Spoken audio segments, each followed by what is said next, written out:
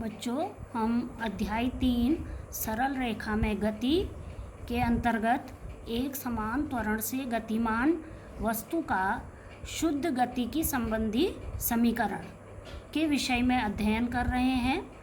इससे पूर्व हमने गति के 3 समीकरण ज्ञात किए ग्राफी विधि से। अब गति के 3 समीकरण हम कलन विधि से ज्ञात करेंगे। कलन विधि से समीकरण ज्ञात करने से पूर्व हमें अवकलन और समाकलन के सामान्य सूत्रों की जानकारी होनी चाहिए। पहले हम अवकलन के सूत्र लेंगे। अवकलन में यदि कोई राशि y x पर निर्भर करती है तो हम लिखते हैं y f x, अर्थात y x का फलन है। यदि f(x) बराबर x की पावर n तो y बराबर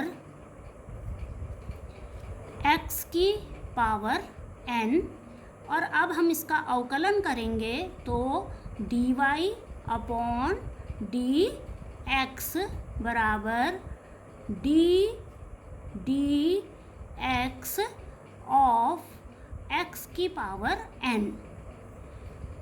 तो हम यहाँ पर x के रेस्पेक्ट में x की पावर n का अवकलन कर रहे हैं, तो हमें सूत्र प्राप्त होता है n x की पावर n-1। यह सबसे प्रारंभिक सूत्र हम अवकलन का लेते हैं, जो यहाँ पर भौतिक विज्ञान में हम प्रयुक्त करते हैं। अन्यथा गणित में बच्चे अवकलन और समाकलन को विस्तार से पढ़ेंगे, तो यहाँ पर एक मुख्य सूत्र हमें प्राप्त हो जाता है dx ऑफ x की power n is equal to n into x की पावर n-1। इसका एक उदाहरण हम यहाँ पर ले लेते हैं। यदि y बराबर x की पावर 6 तो dy upon dx is equal to dx x की power 6 is equal to 6x की power 6-1 is equal to 6x की पावर 5। तो इस तरह से हम कहेंगे कि x की पावर 6 का x के सापेक्ष अवकलन 6x की पावर 5। अब इसमें हम यदि n इज इक्वल टू 1 रखते हैं तो dx ऑफ x कितने के बराबर हो जाएगा? देखिए, n की जगह 1 रख लिया हमने, तो 1 इंटू एक्स की पावर 1-1, तो x की पावर 0, और x की पावर अगर 0 है तो इसका मान हो गया 1। तो किसी राशि का उसी के सापेक्ष अगर हमने अवकलन किया तो उसका मान हमारा हो गया है 1 के बराबर। दूसरा हम यहाँ पर ले लेते हैं समाकलन।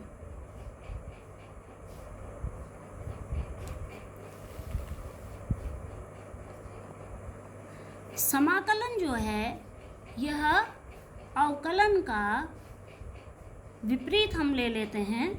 तो यहाँ पर अगर हम अवकलन ले रहे हैं x की पावर n का समाकलन ले रहे हैं, तो यहाँ पर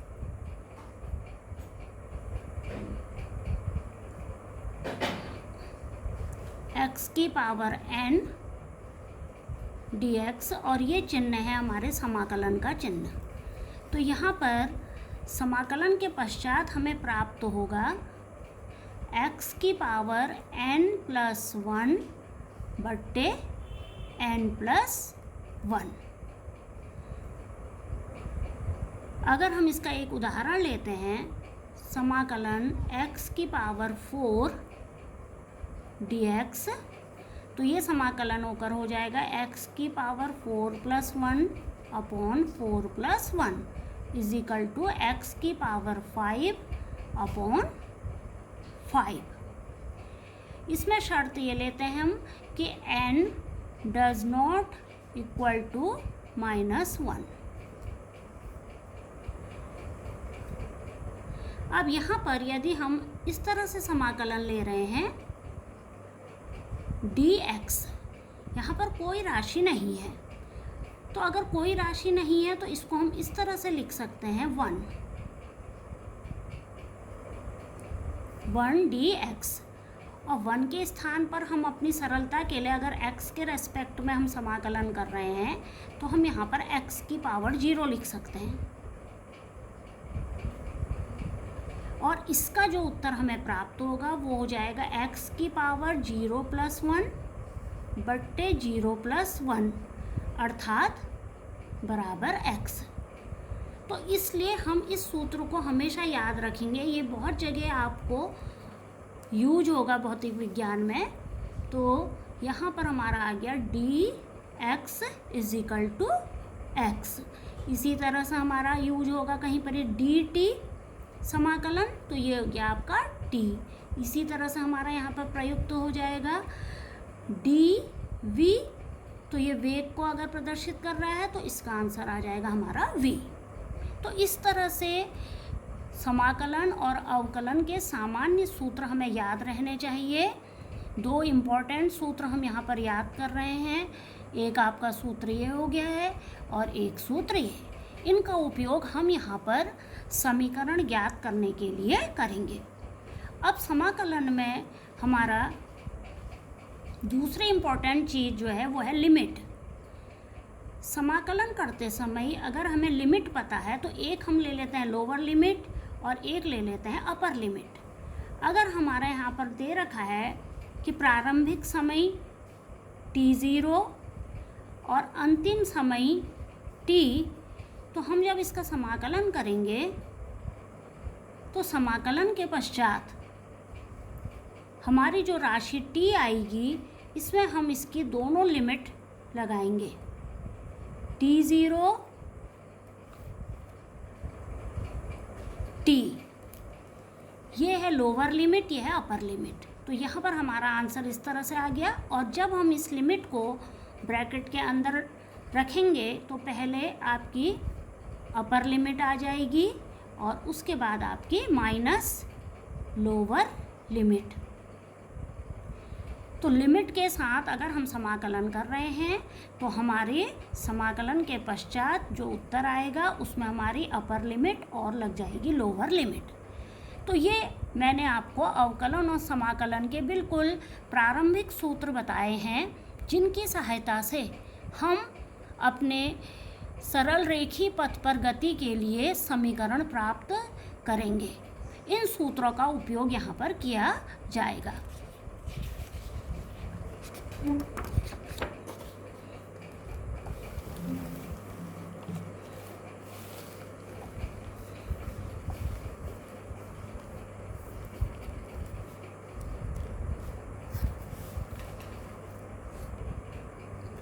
प्रथम समीकरण हम प्राप्त करेंगे कलन विधि से।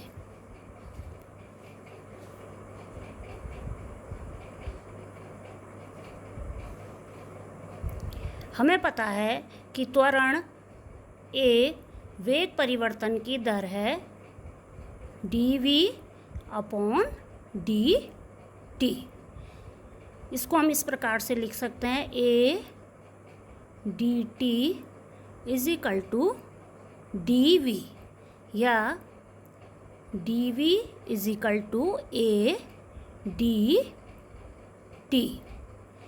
यहाँ पर a हमारा एक समान त्वरण है, इसके मान में कोई परिवर्तन नहीं हो रहा है, तो इसलिए जो है a यहाँ पर एक स्थिर राशि की तरह कार्य कर रही है, तो इसका हमारा अवकलन नहीं करेंगे या समाकलन नहीं करेंगे।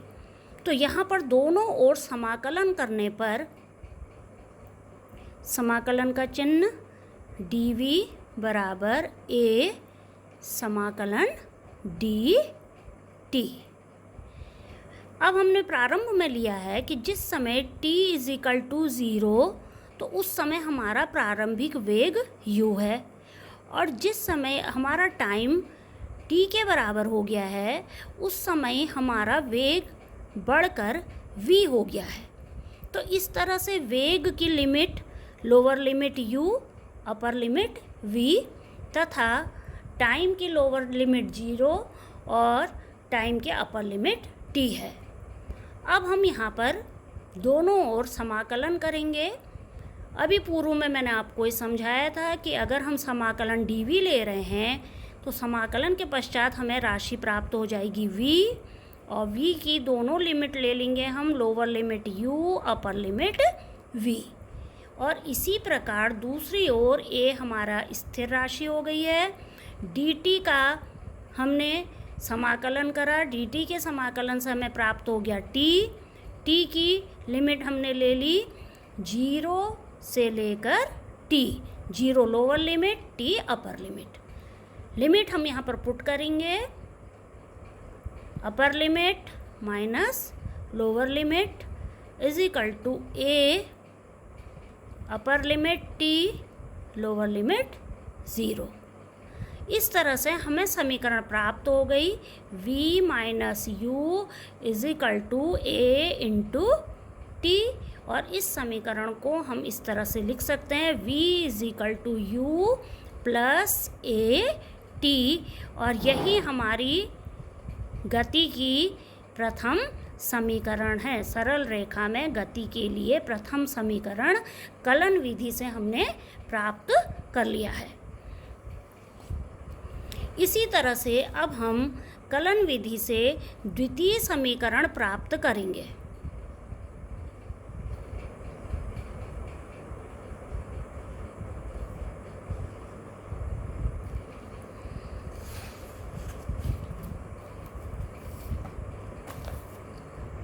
द्वितीय समीकरण के लिए हम वेग का सूत्र लिखेंगे v बराबर ds अपॉन dt, अर्थात वेग क्या है, विस्थापन परिवर्तन की दर।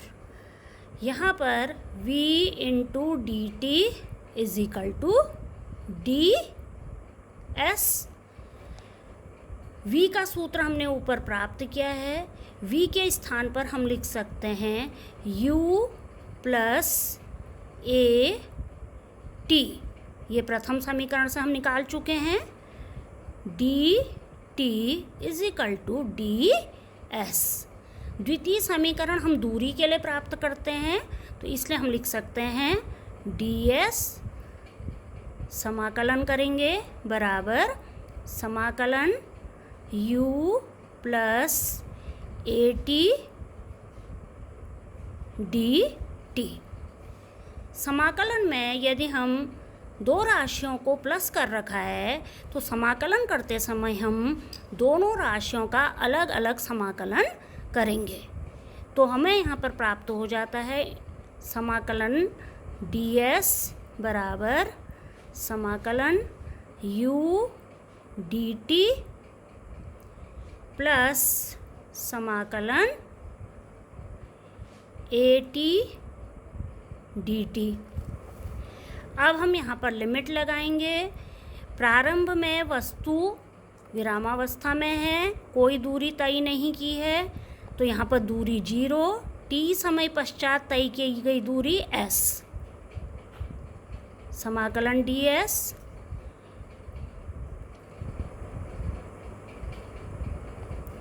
यहाँ पर हम लेंगे समय हमारा u dt प्लस a स्थिर राशि है t dt। t की लिमिट 0 से लेकर t तक। अब हम इसमें समाकलन करेंगे ds का समाकलन s लिमिट हमारी 0 से s। यहाँ पर हमारी राशि u प्रारंभिक वेग dt का समाकलन करेंगे। dt का समाकलन t प्लस a, t का समाकलन t, limit 0 lower upper limit t।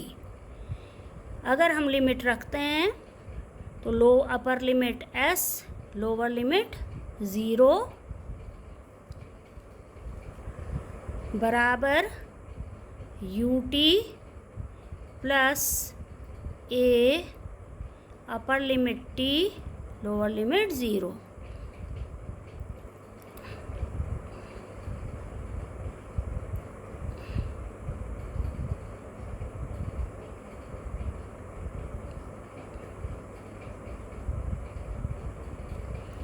बच्चों जब हम t का यहाँ पर समाकलन कर रहे हैं तो t के समाकलन में इसकी घात है 1, तो इसलिए t के समाकलन में हमारा आ जाएगा t की पावर n+1 अर्थात 1+1 बराबर 2 और बट्टे n+1, तो यहाँ पर भी 2।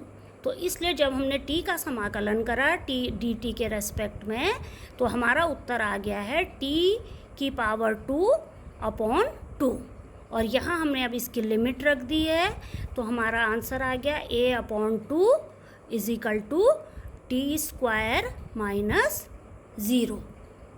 तो इस तरह से हमें जो समीकरण प्राप्त हो गई है s बराबर ut प्लस हाफ at², और यह है हमारी गति की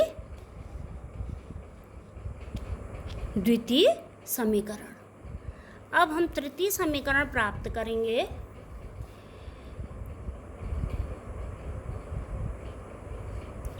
तृतीय समीकरण के लिए हम अपना त्वरण का सूत्र लेंगे फिर से, a = dv/dt।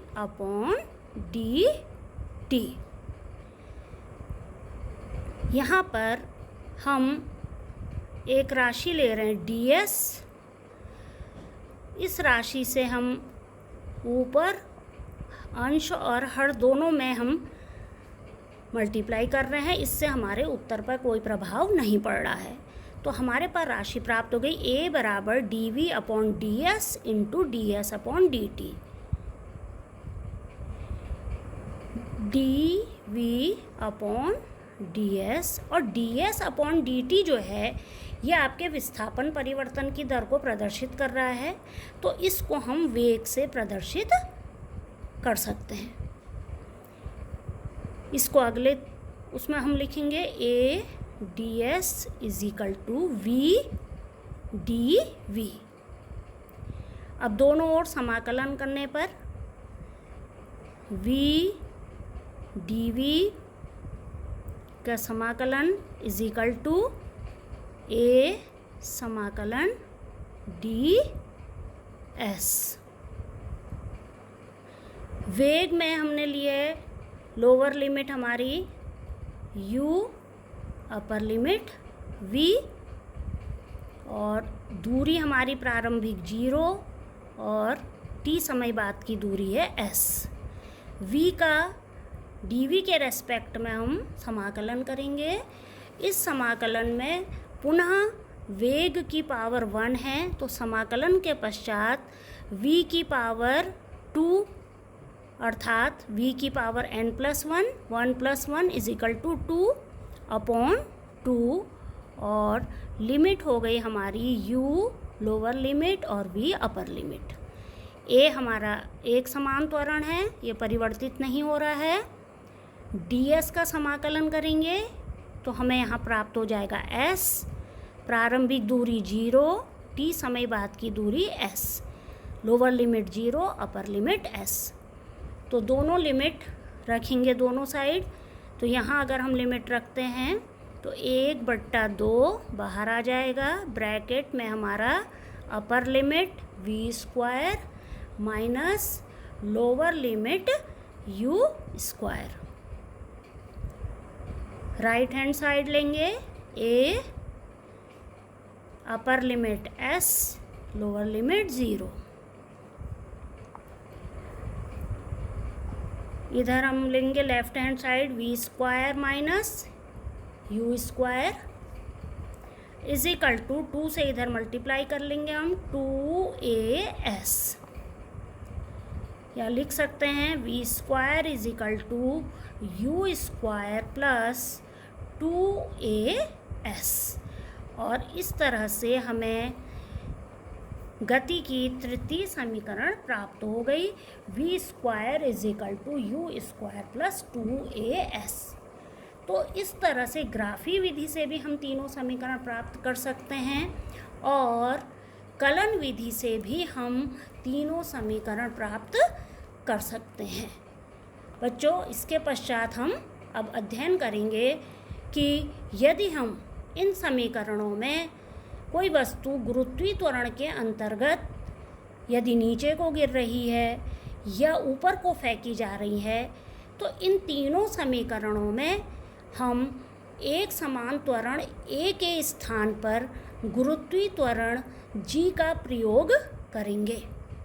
यदि वस्तु नीचे को गिर रही है तो हम प्लस जी का प्रयोग करेंगे, यदि वस्तु ऊपर को फेंकी जा रही है तो हम वहाँ पर माइनस स्मॉल जी का प्रयोग करेंगे, तथा दूरी हमने s ली है तो उसके स्थान पर हम ऊंचाई h को प्रयुक्त कर सकते हैं। तो हमें पुनः इन तीन समीकरणों को हम प्राप्त कर सकते हैं कि गुरुत्वीय त्वरण के अंतर्गत यदि कोई वस्तु नीचे को गिर रही है या कोई वस्तु ऊपर को फेंकी जा रही है, तो हम इन समीकरणों को लिखेंगे।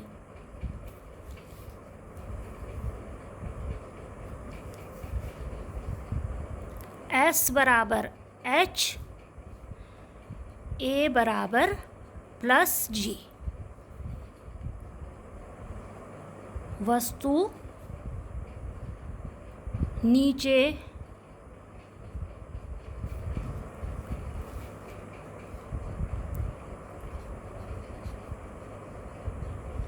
गिर रही है। पहला समीकरण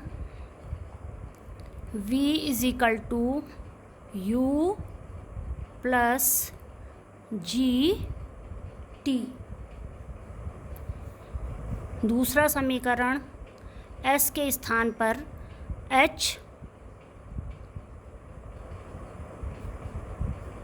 बराबर u t plus half g t square. तृतीय समीकरण v square is equal to u square plus 2gh। इसी तरह से वस्तु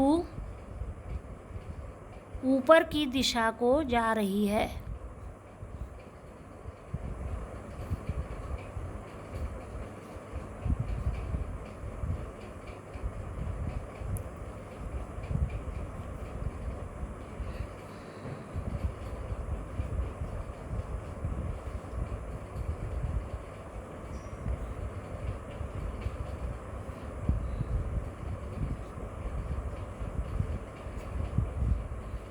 वस्तु ऊपर की दिशा में फेंकी गई है या ऊपर को गति कर रही है।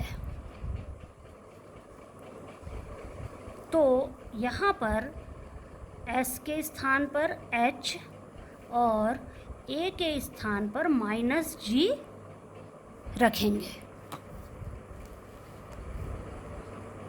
तो हमें जो समीकरण प्राप्त होंगी, पहली समीकरण v is equal to u minus g t, ये पहली समीकरण। दूसरी समीकरण हमारी हो जाएगी h बराबर u t minus half GT square. और तीसरी समीकरण हमारी हो जाएगी V square is equal to U square minus 2GH। इस प्रकार से हम कोई भी वस्तु अगर ऊपर को जा रही है या स्वतंत्र रूप से पृथ्वी की ओर को आ रही है तो हम उनके लिए भी गति के इन समीकरणों का प्रयोग कर सकते हैं। तो बच्चों, आज हम यहीं तक अध्ययन करेंगे और कल फिर हम इससे संबंधित आंकिक प्रश्नों को करेंगे।